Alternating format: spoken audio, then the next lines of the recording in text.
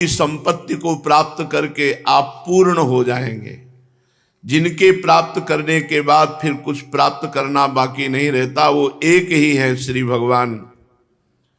जब आप निरंतर नाम जप करते हुए भगवत सानिध्य का अनुभव करेंगे तो आप निश्चिंत हो जाएंगे, क्योंकि पता है कि अनंत ब्रह्मांडों का स्वामी मेरा प्रीतम है, इसलिए मुझे कोई चिंता नहीं है।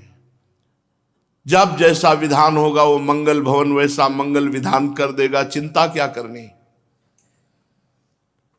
निशोक दैवी संपदा का लक्षण है, कोई शोक ना होना। बड़ी से बड़ी संपत्ति का नाश हो जाने पर भी हमें विश्वास है मेरा प्रीतम भ्रकुटी विलास सृष्टि लय होई, एक भ्रकुटी के इशारे मात्र से अनंत ब्रह्मांडों को रच देता है। तो हमारे पास जो संपत्ति है नष्ट हो गई तो क्या हुआ, वो और रच देगा हमारे लिए। निश्चिंत निशोक। श्री नामदेव जी महाराज की कुटिया में आग लगी, वो कहीं भगवान के कीर्तन में मगन थे। दौड़ करके गांव वाले लोगों ने बहुत सी वस्तुएं सेवा की निकाली और नामदेव जी महाराज को सूचना दी कि आपकी कुटिया में आग लग गई। वो वहां गए तो देखा कंबल आदि वस्तुएं बाहर निकाल ली। उन्होंने कहा भगवान अग्नि रूप में आए हैं, उनका स्वागत करना चाहिए, तुमने उनके मुख से क्यों छीन लिया। सब उठा करके आग में झोंक दिया। निशोक। गांव वाले कुछ लोग नाराज भी हुए कि इतनी मेहनत करके वस्तुएं निकाली फिर भी डाल दिया, कैसे बावरे हैं। सब खत्म हो गया। अर्धरात्रि में भीषण सा ठंडी का समय वहीं लेट गए। भगवान विट्ठल भगवान गरुण जी को आदेश किया, प्रकृति की सुंदर सुंदर सुगंधित लताएं पुष्प पत्ते एकत्रित किए। गरुण जी को कितना समय लगता है। मन से भी अधिक वेग गरुण जी का है, वायु से अधिक वेग मन का है और मन से भी अधिक वेग गरुण जी का है। थोड़ी ही देर में रुक्मिणी जी और भगवान विट्ठल द्वारिकाधीश बहुत सुंदर पर्णकुटी तैयार की, जिससे योजनों सुगंध जा रही थी, और सुंदर अपनी पीतांबर को उनके ऊपर उड़ा दिया, आराम से सो गए। गांव के लोग जगे तो सुगंध से खिंचे हुए चले आए, देखा बहुत सुंदर पर्णकुटी। कहा नामदेव जी हमें तो पता ही नहीं था कि आप इतने सुंदर कारीगर को जानते हैं, हमको सबको एक एक कुटिया बनवानी है ऐसी ही। तो उनका सब अपने अपने घर में आग लगा दो और सब कुछ जला दो, और फिर आप उस आग की राख में आराम से सो, वो बना देगा। कहां संसार की आसक्ति वाले ऐसा कर सकते हैं। नहीं, भक्त निश्चिंत होता है, जो है भी वो भी स्वाहा, क्योंकि उसको पता है मेरा स्वामी एक क्षण में अनंत ब्रह्मांडों का सृजन करता है। इसलिए निशोक और दया, समस्त भूतों पर दया, दया सर्वभूतेषु, समस्त प्राणियों पर दया का भाव, करुणा का भाव, ये देवी संपदा है। पूज्य बाबा कह रहे हैं दया का स्वरूप ही है किसी के भी दुख को देख करके अपने जैसा दुख मानना। गोस्वामी तुलसीदास जी ने संत हृदय को लिखना चाहा तो लिखा, संत हृदय नवनीत समाना। संत का हृदय मक्खन के समान होता है, कोमल। फिर एकदम चिंतन गया कि ये तो गलत हो गया, क्योंकि मक्खन में जब स्वयं ताप लगता है तो वो पिघलता है। संत तो ऐसे नहीं होते, संत तो दूसरों का दुख देखकर दुखित हो जाते हैं। तब लिखा, संत हृदय नवनीत समाना, कहा कविन पर कहीं न जाना, निज परिताप द्रवई नवनीता, पर दुख द्रवई सुसंत पुनीता। मक्खन में और संत के हृदय में यह अंतर है कि मक्खन स्वयं ताप लगने पर पिघलता और संत दूसरों को दुखी देख करके द्रवित हो जाते हैं। दया सर्वभूतेषु, किसी भी जीव को दुखी देख करके उसका दुख अपने हृदय में पूरा वैसे ही अनुभव होने लगना और हम वैसी ही चेष्टा करें जिससे उसका दुख दूर हो जाए, इसे दया कहते हैं। कोमलता, हमारे शरीर में, हमारे वचन में, हमारे मन में, तीनों में कोमलता होनी चाहिए। वचन बहुत मृदु, हितकर, मंगलमय। बोलने के पहले विचार करना चाहिए, जो मैं बोल रहा हूं इससे दूसरे का हित होगा, दूसरे को सुख मिलेगा, दूसरे का मंगल होगा। अगर ये नहीं तो मौन हो जाओ, मत बोलो। वाणी एक अमोल है, जो कोई बोले जान, ये तराजू तौल के तब मुख बाहर आन। पहले हृदय में विवेक रूपी तराजू पर तौलिए कि आपकी बात किसी को पीड़ा तो नहीं पहुंचाएगी, किसी का अमंगल अहित तो नहीं हो जाएगा, फिर बोलिए। बुरे कर्मों में लज्जा आना,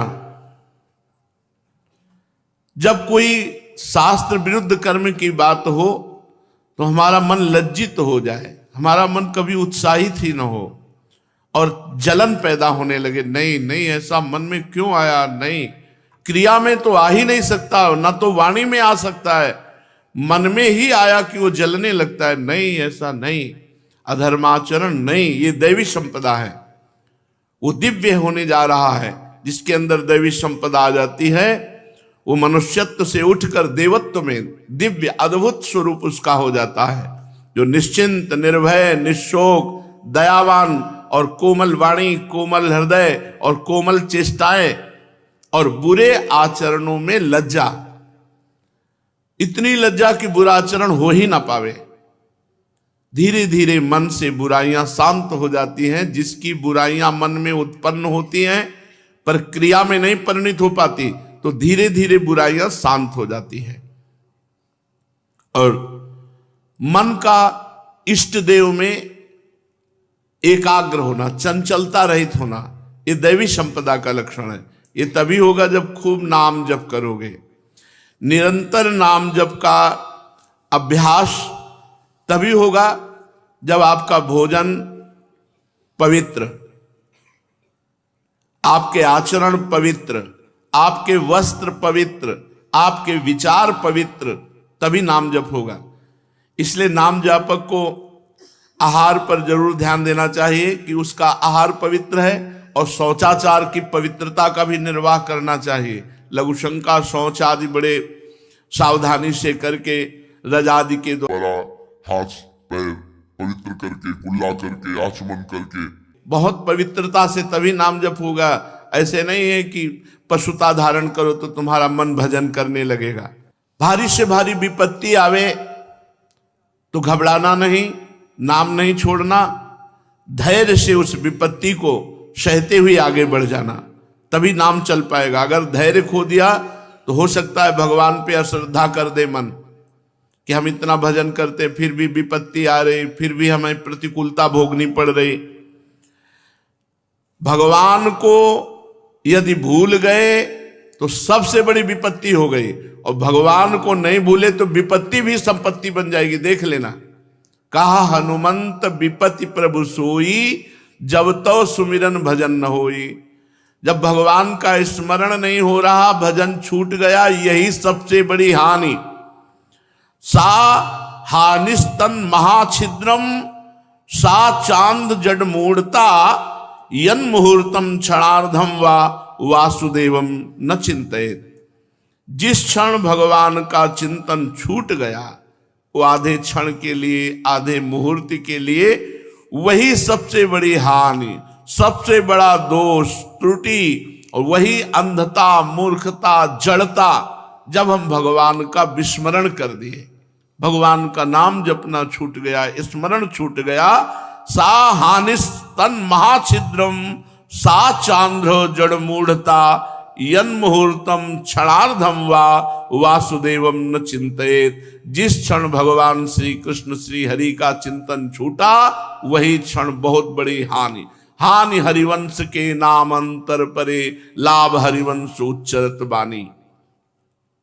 उपासक को चाहिए चाहे जितना सुख मिले लौकिक, प्रभु का नाम न छूटने पावे। इतना हर्षित न हो जाओ कि नाम छूट जाए, और चाहे जितनी विपत्ति आवे तो इतने शोकित न हो जाओ कि भगवान का नाम छूट जाए। नाम चल रहा है, सब ठीक है, देख लेना सब ठीक हो जाएगा। नाम कब छूटता है? शरीर राग, भोग राग, शरीर संबंधियों से राग। तो जहां इन पे कुछ बाधा पहुंची तहां लगता है। कल एक प्रश्नकर्ता प्रश्न कर रहे थे कि शरीर रोग से ग्रसित हो गया, भजन में मन नहीं लगता, शरीर में ही लगा रहता है। तो तुम्हें यह पता नहीं कि शरीर छूटेगा? आज नहीं तो कल मरोगे, तो शरीर को क्यों पकड़े बैठे हो? ये शरीर तुम नहीं हो। क्या है शरीर? देहे स्थिमांसि रुधिरे भिमतिं त्यजत्वं, जाया सुतादिषु सदा ममतां विमुञ्च। पश्यानिशं जगदिदं क्षणभंग निष्ठं, वैराग्य राग रसिको भव भक्ति निष्ठा। ये देह है क्या? देहस्थि मांस रुधिरे विमतिम त्यजत्वम। इसमें हड्डियों का ढांचा बंधा है, उसमें मान तत्व पाए, नस नाड़ियों में रक्त प्रवाह हो रहा है, ऊपर से चमड़ी लगी है, मलमूत्र के यहां ढेर लगे हैं, मूत्राश्रय मलाशय। तुम थोड़ी हो ये तुम्हारी सवारी है भगवत प्राप्ति के लिए, भगवत यात्रा के लिए। ये जो संसार के सुख हैं इनको भगवत अर्पित करके धर्म में भोगते हुए भगवान की प्राप्ति करने की ये वृत्ति रखनी जाती है गृहस्थी में, और विरक्त के अनुसार भगवत मार्ग का अनुसरण करते हुए भगवान की प्राप्ति। दोनों के लिए ये साधन धाम मोक्ष कर द्वारा, ये साधना का धाम है शरीर, इससे मोक्ष की प्राप्ति की जाती है, प्रेम की प्राप्ति की जाती है। ये मति त्याग दो कि मैं शरीर हूं।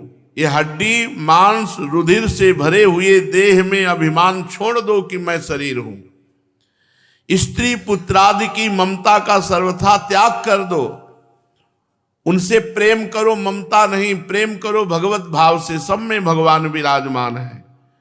ये शरीर क्षणभंगुर है, कभी भी नष्ट हो सकता है। ऐसा विचार करके शरीर और संसार से वैराग्यवान होकर भक्ति निष्ठा में युक्त हो जाओ और निरंतर श्री भगवान का सुमिरन करो। श्री भगवान का सुमिरन करने में बाधा है परिस्त्री चिंतन, दूसरे माताओं बहनों की तरफ काम भाव से देखना। ये भजन के लिए बहुत बड़ी हानि है, क्योंकि इसमें चिंतन चुरा लिया जाता है। आपका आंतरिक जो अंतःकरण है वही चुरा लिया जाएगा। मन निश्चय, संकल्प, चिंतन, स्वीकृति, एक ही मन ये चार रूप धारण करता है। निश्चयात्मिका होने पर बुद्धि, चिंतन होने पर चित्त, स्वीकृति होने पर अहम। तो हमारा मन लग जाता है। जब हम माताओं बहनों की तरफ काम भाव से देखते हैं, चिंतन करते हैं, तो हमारा चिंतन गंदा हो जाता है, और चिंतन ही से भगवत प्राप्ति होनी है। इसलिए भजन में सबसे ज्यादा बाधक काम है। पर स्त्री की तरफ चिंतन करना काम भाव से, पराई निंदा करना, दूसरे के विषय में टीका टिप्पणी करना भजनानंदी का काम नहीं। ये सब कायर पुरुषों का कार्य है। जो भजन नहीं करते, प्रपंच करते हैं, वही बैठ करके एक दूसरे की निंदा करते रहते हैं। पर निंदा करना, पर स्त्रियों की तरफ काम भाव से देखना, और पर धन की लालसा रखना, ये सब भजन में बाधक भाव हैं। जो साधक है वो वाणी को, मन को, जनेन्द्री को, रसेंद्री को, क्रोध को, इनको अपने अधीन रखता है, इनके अधीन नहीं होता। फिर सुन लो, जो साधक है वो अपनी वाणी को मौन के द्वारा वश में करता है। भगवान के नाम जप से मन को अपने वश में करता है।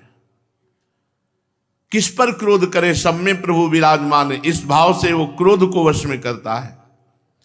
भगवत अर्पित प्रसाद ही पाएगा, अमनिया नहीं पा सकता। इससे वो अपनी जिह्वा को वश में करता है। और हमें भगवत प्राप्ति करनी है, इसलिए जनेन्द्री को वश में रखता है। वाचो वेगम मनसा क्रोध वेगम हिंसा वेग मुद्रोपस्थ वेगम एतान वेगान सहते यस्तु विद्वान निंदा चास्त्र हृदय नोपहन्यात्। वही विद्वान साधक है जो वाणी के वेग को, मन के वेग को, क्रोध के वेग को, हिंसा के वेग को, उदर के वेग को, जनेन्द्री के वेग को, इन वेगों को जो सह जाता है वही परम पद का अधिकारी होता है।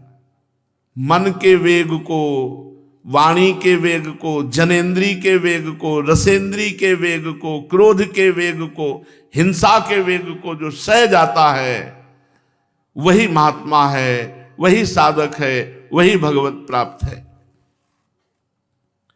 हमें अपने धर्म में तत्पर रहना चाहिए। संसार चाहे हमारी बड़ाई करे या हमारी निंदा करे, इससे हमें कोई परवाह नहीं। हमें अपने भजन में लगा रहना चाहिए, ऐसी शास्त्र आज्ञा है, यही परम धर्म है। चाहे कोई हमारी वंदना करे, चाहे कोई हमारा तिरस्कार करे, इससे हमें कोई परवाह नहीं। जो भगवान का भजन करता है उसमें सारे सद्गुण अपने आप आ जाते हैं। उसको दैवी संपदा बुलानी नहीं पड़ती, अपने आप आ जाती है। इसलिए मन वचन कर्म से पूरा प्रयास करो, शास्त्र आज्ञा का पालन करते हुए निरंतर भजन करना। जो लोग रात दिन केवल संसार का चिंतन करते हैं उनसे पाप ही बनता है। वो जीवित मुर्दे के समान है जो भगवान का भजन नहीं करते, रात दिन केवल रुपया पैसा भोग वासना खान पान बस इसी का चिंतन करते हैं। जिन हरि भगति हृदय नहीं आनी जीवित सब समान त्रे पानी। सौ माने मुर्दा, मुर्दे के समान ये जीवित मुर्दे हैं जो मनुष्य शरीर प्राप्त करके परोपकार नहीं करते, धर्म से नहीं चलते, नाम जप नहीं करते, भगवत आराधना नहीं करते, जीवित मुर्दे हैं। जो हर समय गंदी बातों का चिंतन करता रहता है उसका गंदा हृदय हो जाता है, उसकी दृष्टि गंदी हो जाती है, उसके विचार गंदे हो जाते हैं। सबसे बड़ी सावधानी है कि गंदा चिंतन न होने पावे। जो दूसरों के दोष देखते हैं वो स्वयं मलिन हो जाते हैं और पाप कर्म करते रहते हैं। बहुत खतरनाक ये बात है दूसरों के दोष देखना, दूसरों के दोष वर्णन करना और दूसरों के दोष सुनना। परदोष दर्शन, परदोष वर्णन, परदोष श्रवण, ये साधक की साधना को एकदम चाट जाता है, अजगर की तरह लील जाता है, साधना ही नहीं रहने देता। इसलिए बहुत सावधान। याद रखो, यदि किसी भी तरह का दोष त्याग किया है तो उसका अभिमान नहीं होना चाहिए। यदि उसका अभिमान आ गया तो पुनः बड़ा भारी दोष आ जाएगा। दोष त्याग का अभिमान भी नहीं होना चाहिए, यह भी बड़ा दोष है, किसी गुण का अभिमान कर लेना। दोष किसी के भी देखना नहीं है। दोष देखने के लिए शास्त्र आज्ञा है केवल गुरुदेव को शिष्य के दोष देखना, पिता को अपने पुत्र के दोष देखना। गुरुजनों को यह आदेश है कि आप अपने शिष्य जनों के दोष देखें और उन दोषों का दंड विधान, साधन विधान के द्वारा त्याग करवावें। एक न सुनई एक नहीं देखा, गुरु शिष्य अंध बधिर कर लेखा। गुरु अंधा है, अपने शिष्य के आचरण नहीं देख रहा, और शिष्य बहरा है, गुरु की बात नहीं सुन रहा। ये दोनों नरकगामी होंगे। ऋण और अग्नि भूल करके असावधान मत होना, इनको चुका ही देना। अग्नि पास से हटो तो उसे बंद कर दो, बुझा दो। यहां से जाने के पहले कोई ऋण न रह जाए, किसी का उधार कर्जा नहीं, फिर आना पड़ेगा। 100 रुपए के लिए भी आना पड़ेगा, हिसाब किताब बराबर करके जाओ। ना लेना न देना मगर रहना, ना किसी का लेना रह गया ना किसी का देना रह गया। अगर लेना रह गया तो हम क्षमा करते हैं, जाओ, लेकिन देना रह गया तो दे के जाओ। किसी का ऋण अगर यहां रह गया तो आपको आना पड़ेगा देने के लिए, और लेने के लिए, लेने वाले के लिए क्षमा कर दो, दो या ना दो हमने माफ किया, पर देने वाले को दे दो। और जो सच्चिदानंद भगवान श्री कृष्ण का भजन करते हुए इनकी प्राप्ति कर लेता है, वो मातृ ऋण, देव ऋण, ऋषि ऋण, पितृ ऋण, सब ऋणों से मुक्त हो जाता है। अगर ये अर्थ आदि वस्तु आदि किसी की ली है और आप उसको नहीं चुकाया तो तुम्हें अगला जन्म लेना पड़ेगा और उसके लिए उसका ऋण चुकाना पड़ेगा। बहुत सावधान। अब जैसे आपके अकेला लड़का हुआ, बड़ी खुशी बनाई, बड़ा सुंदर ढंग से पालन पोषण किया, देश विदेश पढ़ाया लिखाया, बीमार हुआ, खूब पैसा खर्चा हुआ, पधार गया, ये तुम्हारा ऋण था। अब जलो उसके ब्याज में पूरी जिंदगी भर रो। इसलिए किसी का ऋण मत लो, किसी के साथ धोखा मत करो, छल कपट मत करो। एक महात्मा सुना रहे थे, गांव के 2 मित्र शहर गए कि कहीं कुछ व्यापार आदि, कुछ नौकरी आदि, जिससे हमारे परिवार का पोषण हो। नवयुवक थे, जाके पहले होटल में नौकरी की, पात्र धोने की। धीरे धीरे पैसा बढ़ा, छोटी सी चाय की दुकान, फिर धीरे धीरे और पैसा बढ़ा, होटल। दोनों दोस्त, अब एक बड़ा होटल हो गया। एक दोस्त के मन में आया कि अगर इसको हम मार दें तो पूरे होटल के स्वामी हो जाएंगे। ऐसा ही किया, भोजन में जहर दे दिया, विश्वासघात। वो मर गया, उसकी लाश को ठिकाने लगा दिया। और फिर कुछ दिन बाद गांव आया तो लोगों ने पूछा कि तुम्हारा दोस्त नहीं है। उनके घर वालों ने पूछा तुम्हारे साथ गया था? बोले थोड़े दिन हमारे साथ रहकर वो भी चला गया था, पता नहीं कहाँ गया, हमें पता नहीं। अब कोई प्रमाण तो मिला नहीं, तो उनके ऊपर दोष प्रगट में लगाया नहीं गया। अब तो उनका होटल बेच लिया, गांव में जमीन खरीद ली, बहुत व्यापार करने लगे, बड़ा। थोड़े दिन में ब्याह हुआ, कुछ समय बाद पुत्र हुआ। अब तो बड़ा आनंद मना रहे, खूब पुत्र की उत्साह में आनंदित रहने। एक ही लड़का, धीरे धीरे वो बड़ा हुआ, उसको पढ़ाना लिखाना, फिर अमेरिका भेजा, खूब उसको, बस वहां बीमार हो गया। अब यहां से खूब पैसे, खेती बिक गई, आभूषण बिक गए, घर भी रख दिया पैसे ले लेकर। जब बिल्कुल पैसा नहीं रह गया तब उसको लाए। घर में ऐसे गोद में बैठाल कर रो रहे थे, बेटा कुछ नहीं रह गया, ना तो कर्जा ही कहीं से मिल सकता है। तो वो मुस्कुराया और कहा, समझे, मैं तुम्हारा वही दोस्त हूं जिसको जहर दे के मारा था, मिटिया मेट कर दिया, अब तुम्हारे पास कुछ नहीं रह गया, अब जा रहा हूं। और पधार गया, और रात दिन बस वही हाय हाय, चिंता, शोक और नष्ट हो। अधर्माचरण से प्राप्त धन के द्वारा कभी कोई सुखी नहीं होता। यदि किसी के साथ दगा करोगे तो सगा बन करके तुम्हारा सर्वनाश कर देगा आके। इसलिए बहुत धर्म से चलो। पूज्य पाद उड़िया बाबा जी महाराज कहते हैं, किसी का भी ऋण, धोखेबाजी से लिया हुआ धन, ये तुम्हारे परिवार को, तुमको नष्ट कर देगा, कभी सुख नहीं पहुंचाएगा। श्रीमद् भागवत महापुराण। भगवान अद्भुत लीला विहारी हैं, जो बल के समुद्र हैं। जितने भी बलवान हैं उन्हीं के अंश से बलशाली हैं। आज वो महाबली प्रभु भागने की लीला करते हैं, रण से भागने की लीला करते हैं।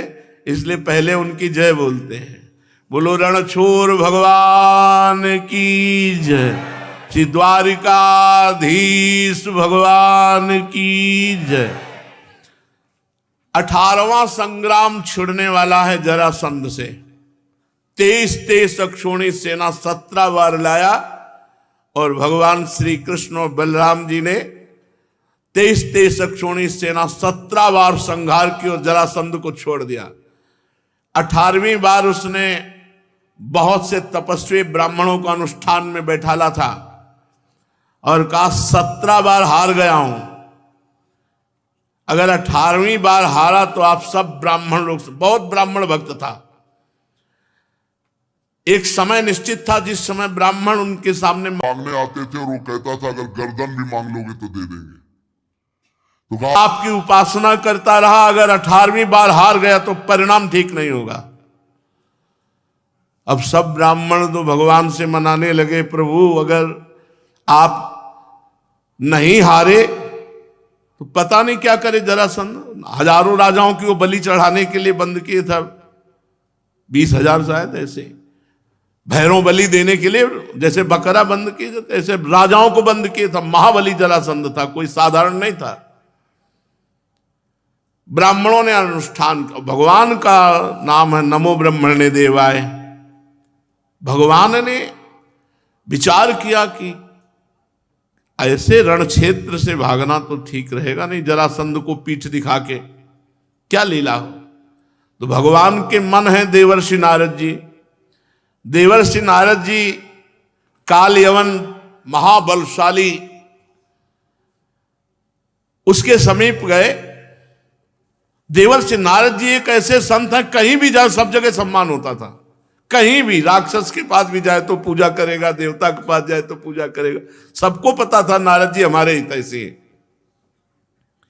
काल यवन ने कहा महाराज त्रिभुवन में कोई हमारा जोड़ नहीं रह गया लड़ने वाला।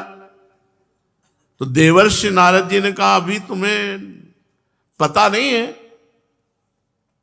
श्री कृष्ण चंद्रजू मथुरा में विराजमान, तुम्हारे जैसे वीरों को खूब अच्छे से तृप्त कर देंगे। गुप्तचरों ने भगवान को सूचना दी जरासंध का 18वीं बार महासंग्राम होने वाला है। भगवान बलराम जी से कहा तो बड़ी समस्या हो गई। 3 करोड़ म्लेच्छों ने मथुरा को घेर लिया और 23 अक्षौणी सेना लेकर 18वीं बार जरासंध आ रहा है। अब तो जरा सी भी चूक हो जाने पर मथुरा वासियों को कष्ट हो सकता है। इसलिए भगवान ने समुद्र में एक पुरी की रचना की, द्वारिकापुरी की, किले की रचना की। आदेश किया विश्वकर्मा को। वो आए थोड़ी कि अब काम शुरू होगा, 1-2 साल में पूरा होगा, मिनटों में काम पूरा होने वाला। गली महल सभा भवन सब सुंदर नगर की रचना, उद्यान, विचित्र उपवन, दिव्य दिव्य लताएं, सोने के ऊंचे शिखरों वाले महल जो आकाश से बात करते, स्फटिक मणि की सुंदर सुंदर चबूतरे, बहुत सुंदर निर्माण द्वारिकापुरी का विश्वकर्मा जी ने किया। उग्रसेन वसुदेव जी और समस्त अपने निज परिकर को भगवान श्री कृष्ण बलराम जी ने योग माया के द्वारा मथुरा से सीधे, आसपास तो 3 करोड़ म्लेच्छ लगे हुए हैं, सीधे द्वारिकापुरी में पहुंचा दिया। देवराज इंद्र ने पारिजात वृक्ष भेंट दिया जो द्वारिकापुरी में विराजमान। भगवान ने दिव्य सुधर्मा सभा की रचना की। वो सभा ऐसी की भूख प्यास बुढ़ापा, शरीर से पसीना निकलना, थकावट, ये सब कुछ नहीं हो सकती उस सभा में बैठने की। वरुण जी ने श्वेत घोड़े, जिनका एक एक कान श्याम वर्ण का था, जिनकी चाल मन के समान तेज थी। धनपति कुबेर जी ने 8 निधियां भेज दी। भगवान की समस्त विभूतियां आकर के द्वारिकापुरी में एकत्रित होने लगी। सभी लोकपालों की भगवान श्री कृष्ण ने जो जो शक्तियां सिद्धियां दी थी वो सब भेंट की। भगवान जब मथुरा के प्रधान द्वार से निकले, उस समय ऐसा मालूम हो रहा था एक साथ कई चंद्रमा उदय हुए हो, नील श्याम कांति। श्यामल शरीर अत्यंत दर्शनीय, उस पर रेशमी पीतांबर बिजली की कांति जैसा, वक्षा स्थल पर स्वर्ण रेखा, श्रीवत्स का चिन्ह, गले में कौस्तुभ मणि, अजान बाहु, लंबी लंबी भुजाएं, हाल में खिले हुए कमल के समान कोमल रत्नारे नेत्र, मुख पर मुस्कुराहट, आनंद की राशि राशि अटखेलियां, कपोल की छटा ही निराली, मंद मंद मुस्कान, जो देखे उसका चित्त चुरा ले, कानों में मकराकृत कुंडल झिलमिल झिलमिल कर रहे हैं। नारद जी ने ऐसा ही बताया था। प्रधान द्वार पे काल यवन खड़ा था, आसपास म्लेच्छ सेना घेरे हुई थी। काल यवन ने निश्चित किया यही श्री कृष्ण है, क्योंकि जैसा बताया था देवर्षि नारद जी ने वैसा है। श्रीवत्स चिन्ह, 4 भुजाएं, श्याम शरीर, कमल नेत्र और बनमाला धारण कर मस्ती से निकले। ललकारा उसने, वासुदेव मुझसे युद्ध करो। काल यवन ने, भगवान ऐसे डर पे मानो जैसे कोई डर रहा हो काल यवन से। काल यवन ने देखा है तो डर गया हमारी केवल आवाज से। काल यवन दौड़ा, जैसे वो पैर बढ़ा रहा है वैसे भगवान भागने के पैर बढ़ा रहे। काल यवन ने कहा तो कह रहे थे बहुत वीर योद्धा है, अभी तो आवाज दी और सिकुड़ गया, और हम दौड़े तो भाग पड़ा पीछे की तरफ। भगवान जी देखा काल यवन आया, रणभूमि से भाग पड़े। भगवान से कहता, अरे आपकी इतनी महिमा है वासुदेव, कैसे तुम भाग रहे हो, थोड़ा तो हमसे युद्ध करो। भगवान और भाग रहे, पीतांबर कस के। काल यवन पीछे भागा, भगवान एक गुफा में घुस गए। काल यवन उसके पीछे पीछे आवाज करता हुआ जा रहा, अरे यशस्वी यदुवंश में पैदा हुए हो, युद्ध छोड़कर भाग रहे हो, तुम तो इतने बड़े वीर हो कि कंस को मार दिया, थोड़ा तो रुको, हमारी भुजाओं का तो आनंद लो। भगवान गुफा में चले गए। अभी उसके इतने भाग्य नहीं थे कि भगवान का स्पर्श पा लेता। वो आक्षेप करता रहा, भगवान गुफा में प्रवेश कर गए। काल यवन भी पीछे गुस्साता हुआ प्रवेश किया, तो वहां सो रहे थे महाराज मुचकुंद। भगवान ने अपना पीतांबर उड़ा दिया। काल यवन ने सोचा कि इतनी जल्दी सो गया, ये इतनी दूर तो मुझे भगा के लाया और यहां इस प्रकार सो रहा है मानो साधु बाबा कोई पहले से ध्यानस्थ सो रहा हो। अभी हमारा परिचय नहीं जानता। काल यवन ने गुस्सा के एक लात मारी कस के। जो ही लात मारी, सोई जो सो रहे थे वो उठ गए। जो ही उठे और आग खोली, सोई वो आग लग गई काल यवन के शरीर में, भस्म हो गया। देखते ही मुचकुंद महाराज के काल यवन के शरीर में आग लग गई, तत्काल भस्म हो गया। राजा परीक्षित ने पूछा, भगवान केवल दृष्टि खोलने मात्र से काल यवन जैसा महाबलवान जलकर भस्म हो गया है, कौन पुरुष थे, किस वंश के थे, ये शक्ति उनमें कैसे आई, किसके पुत्र थे? आप कृपा करके बताइए कि वो पर्वत की गुफा में जाकर क्यों सो रहे थे। श्री सुखदेव जी महाराज कहते हैं, परीक्षित वे इक्ष्वाक वंशी महाराजा मानधाता चक्रवर्ती सम्राट, उनके पुत्र राजा मुचकुंद थे। ये बड़े ब्रह्म ऋषियों के भक्त, सत्य प्रतिज्ञ, संग्राम विजयी महापुरुष थे महाराज मुचकुंद। एक बार इंद्रादि देवता राक्षस असुरों से अत्यंत भयभीत हो गए थे, तो उन्होंने महाराज मुचकुंद से प्रार्थना की कि युद्ध में हमारे साथ सहयोग करो। बहुत दिनों तक युद्ध करते हुए महाराज मुचकुंद ने दैत्य और राक्षसों को पराजित किया। स्वामी कार्तिकेय की सेनापति पद पर और मुचकुंद जी उनके सहयोगी। तो जब विजय हो गई तो समस्त देवताओं ने देखा कि बहुत युद्ध में श्रम किया है, आप वरदान मांग लो। आपने अपना राज्य और जीवन की आशा छोड़कर हमारे लिए युद्ध किया, इसलिए आप वरदान मांगो। क्योंकि आप जितने दिन यहां युद्ध करते रहे, इतने में आपके पुत्र, रानियां, बंधु बांधव, अमात्य, मंत्री, ये सब के सब अंतर ध्यान हो गए, बहुत समय व्यतीत हो गया। आपकी जो इच्छा हो हमसे मांग लो। कैवल्य मोक्ष देने का अधिकार केवल भगवान श्री हरि को है, हम सबको नहीं है। इसके अलावा मांग लो। कैवल्य मोक्ष देने की सामर्थ्य तो केवल अविनाशी भगवान श्री हरि में है। परम यशस्वी राजा मुचकुंद ने कहा, देखो इस समय में वरदान एक ही सुहाई दे रहा, मैं बहुत थक गया हूं, सोना चाहता हूं। तो बोले जाओ, नींद तुम्हें दी, खूब सो आराम से। नींद भर करके जब तुम्हारी नींद परिपक्व हो जाए तब उठना। अगर बीच में सोते समय कोई मूर्ख तुम्हें जगा देगा तो तुम्हारी दृष्टि पड़ते ही वो भस्म हो जाएगा, ऐसा देवताओं ने कहा।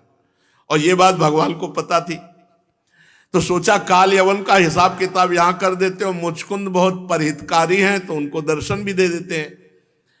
काल यवन भस्म हो गया। सोई मुचकुंद जी आसपास नेत्र दौड़ाए तो देखा जगमग जगमग कांति जिनके अंगों से हो रही है।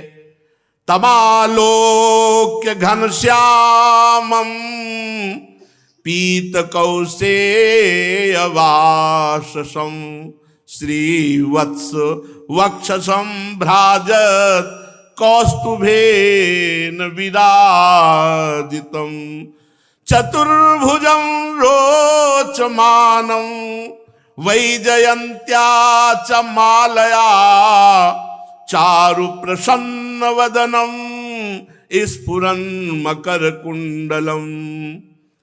भगवान श्री कृष्ण का श्री विग्रह वर्षाकालीन मेघ के समान श्यामला, रेशमी पीतांबर धारण किए, वक्षास्थल पर श्रीवत्स, गले में कौस्तुभ मणि, दिव्य ज्योति बिखेर रहे हैं। चार भुजाएं, वैजयंती माला घुटनों तक लटक रही है। श्रीमुख कमल अत्यंत सुंदर प्रसन्नता से खिला हुआ, कानों में मकराकृत कुंडल जगमगा रहे हैं, ओठों पर प्रेम भरी मुस्कुराहट, नेत्रों की चितवन प्रेम की वर्षा कर रही, अत्यंत नवकिशोर अवस्था, मतवाले सिंह के समान निर्भीक चाल। कौन है? क्या नारायण है? मैं समझ नहीं पा रहा हूं। आपके तेज से संपूर्ण गुफा का अंधेरा दूर हो गया। आपकी अंग कांति देखने की मेरी क्षमता नहीं, इतना तेज है। हे पुरुष श्रेष्ठ, यदि आपको रुचे तो अपना जन्म, कर्म और गोत्र बतलाइए, क्योंकि हम सच्चे हृदय से जानना चाहते हैं आप कौन हैं। पुरुषोत्तम, यदि आप हमारे बारे में जानना चाहते हैं तो हम इक्ष्वाकु वंशी चक्रवर्ती सम्राट महाराजा मानधाता के पुत्र हैं। मेरा नाम मुचकुंद है, इक्ष्वाकु वंशी क्षत्रिय हैं। मैं आपके चरणों में नमस्कार करता हूं। बहुत दिनों तक जागते रहने के कारण मैं थक गया। निद्रा ने मेरी समस्त इंद्रियों की शक्ति छीन ली थी, बेकाब कर दिया था। मैं यहां सो रहा था, अभी अभी पता नहीं किसने मुझे जगा दिया और उसके पापों ने उसको जलाकर भस्म कर दिया। इसके बाद परम सुंदर आपका दर्शन हुआ। महाभाग, आप समस्त प्राणियों के माननीय हैं। आपका दिव्य असह्य तेज मेरी शक्ति को छीन कर रहा है। मैं बहुत देर तक आपको देख नहीं सकता और आपसे बोल नहीं सकता। जब राजा मुचकुंद ने इस प्रकार कहा तब समस्त प्राणियों के जीवनदाता भगवान श्री कृष्ण हंसते हुए मेघ गंभीर वाणी में बोले, प्रिय मुचकुंद, मैं अपना परिचय क्या बताऊं। मेरे अनंत जन्म कर्म है, मेरे अनंत जन्म कर्म है। मेरा नाम भी अनंत है, मेरे कर्म भी अनंत है, मेरे जन्म भी अनंत है। मैं भी अपनी गिनती नहीं जानता।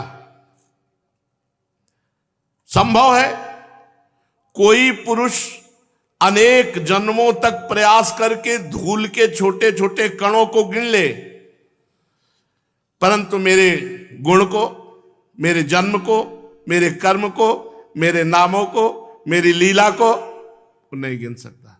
हरि अनंत, हरि कथा अनंता।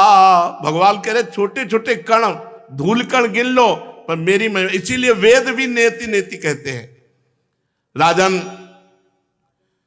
सनक, सनंदन, सनातन, सनत कुमार, ये परम ऋषिगण मेरे त्रिकाल सिद्ध जन्म और कर्मों का वर्णन करते रहते हैं, परंतु कभी उनका पार नहीं पाते। मुचकुंद, ऐसा होने पर भी मैं अपने वर्तमान के जन्म कर्म और नामों का वर्णन करता हूं, सुनो। ब्रह्मा जी ने मुझसे धर्म की रक्षा के लिए पृथ्वी का भार हरण करने के लिए असुरों का संहार करने के लिए प्रार्थना की। उन्हीं की प्रार्थना से मैंने यदुवंश में वसुदेव जी के यहां अवतार ग्रहण किया और अब मैं वसुदेव जी का पुत्र हूं, इसीलिए लोग मुझे वासुदेव कहते हैं।